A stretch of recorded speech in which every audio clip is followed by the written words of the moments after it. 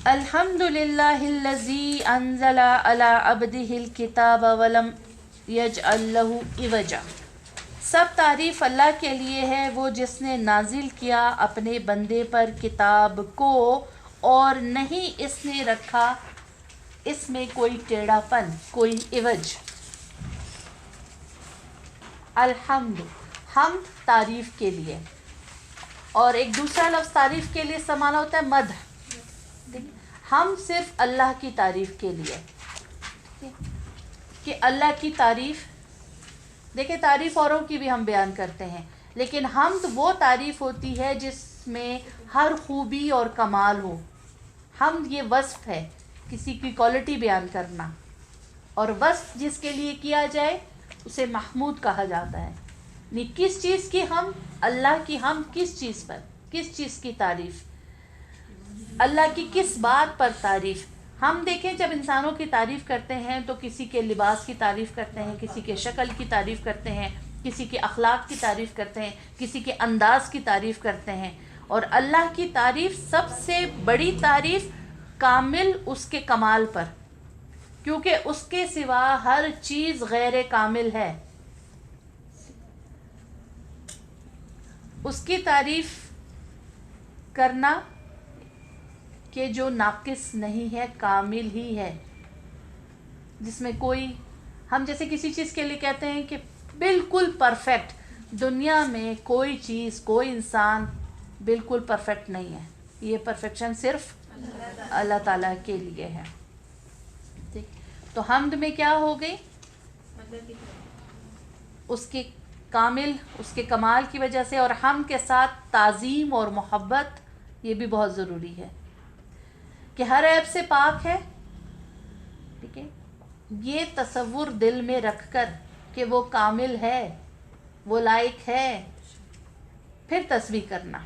और मदह जो होते हैं कि जो कसीदा तारीफ़, अमूमन वो इतनी सच्चाई पर मबनी नहीं होती है जितनी सच्चाई पर एक हमद होती है।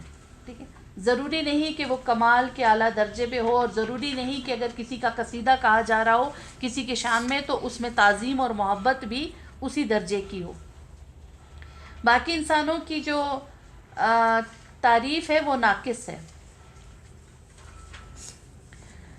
यही वजह है कि एक बार नबी करीम सल्लल्लाहु अलैहि वसल्लम ने नमाज में जब कहा कि समी अल्लाहु लिमन हमिदा, तो एक सहाबी जो रुकू से उठकर उन्होंने कहा हमदन कसीरन तय्यबन मुबारकन फ़ी। तो आपने फरमाया कि 30 से ज़ायद फ़रिश्तों ने, आपने पूछा ये जुमला किसने कहा, बताया या इन सहाबी ने, तो फरमाया 30 से ज़ायद फ़रिश्तों ने आप सल्लल्लाहु अलैहि वसल्लम ने देखा कि इस कलमे को लेने के लिए वो उठाने के लिए लपके, यानी इतनी खूबसूरत बात जो किसी ने कही।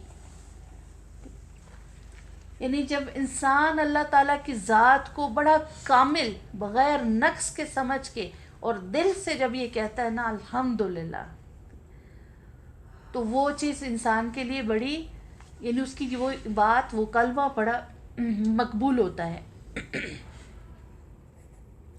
और तारीफ़ अल्लाह की इस बात पर कि, किस बात पर, कि अंज़ला अला अब्दिहिल किताब, कि इसने उतारी अपने बंदे पर किताब, यानी उसने अपने बंदे पर, अजीम बंदे पर, अजीम हस्ती पर ये कुरान अजीम नाजिल किया।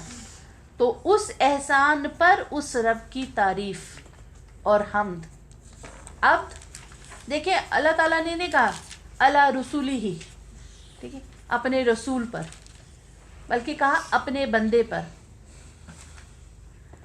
क्यों बंदे का लफ्ज़ इस्तेमाल क्यों किया गया, कि अल्लाह ताला की मुकम्मल इताअत पर थे नबी करीम सल्लल्लाहु अलैहि वसल्लम। जैसे अल्लाह की ज़ात कामिल है, इसलिए आप इताअत पर कामिल थे।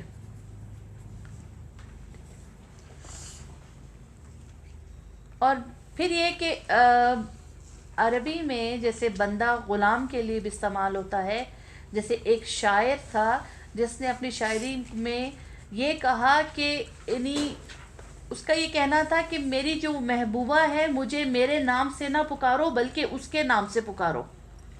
مجھے اس کا بندہ کہہ کر پکارو. مجھے یہ بات میرے لیے معزز ہے کہ مجھے اس کا بندہ کہہ کر پکارا جائے.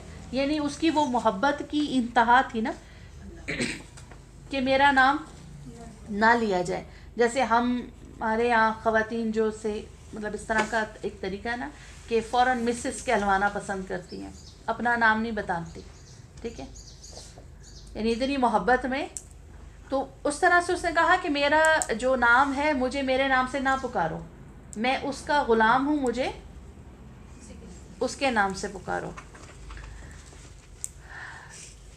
تو پھر یعنی اپنے آپ کو اللہ تعالیٰ کو سونپ دینا, وقف کر دینا اس کی اطاعت میں, پھر اپنی کوئی مرضی سامنے نہ ہو, رکاوٹ بھی نہ بنے, آڑے بھی نہ آئے. اور قرآن میں اب کا یہ ذکر کچھ مقامات پر آیا ہے. ایک یہاں پر دوسرے سورہ البقرہ میں وَإِن كُنتُمْ فِي رَيْبٍ مِّمَّا نَزَّلْنَا عَلَىٰ عَبْدِنَا, ٹھیک ہے, عبدنا وہاں پر بھی آیا ہے. اور سورہ بنی اسرائیل میں بھی آیا ہے سبحان الذی اسریٰ بعبدہ. ٹھیک ہے, یعنی اللہ تعالیٰ نے اپنے بندے پر قرآن کے ساتھ اسریٰ بھی, اس سے بھی نوازا اپنے بندے کو. علی عبدہ الکتاب, کتاب قاف تابا کتبن جمع کیا ہوا, یعنی اس میں جمع کرتے ہیں اللہ ہر چیز. کیا چیز جمع ہے قرآن میں؟ الفاظ, حروف اور رحمتیں, علوم, احکام, برکتیں, شفا. وَلَمْ يَجْعَلْ لَهُ عِوَجًا, اور نہیں ہے اس میں کوئی عوج. عوجا ٹیڑھا پن, کجی, تھوڑی سی پیچیدگی بھی نہیں ہے. اوجن ایک طرف جھکنا, ٹیڑھا پن جو آنکھ سے نظر آئے. عوجا کے معنی ٹیڑھا پن, وہ ٹیڑھا پن جو آنکھ سے, عوجا ہوتا ہے وہ ٹیڑھا پن جو آنکھ سے نہیں بصیرت سے جس کا پتہ چلے. یعنی اس میں کوئی ایسی کمی, کوئی ٹیڑھا پن, کوئی پیچیدگی ہے ہی نہیں, کسی بات سے کوئی عیب نکال سکتا ہی نہیں ہے. سورہ زمر میں بھی آتا ہے قرآن عربی جس میں کوئی کجی نہیں تاکہ لوگ تقوی اختیار کریں.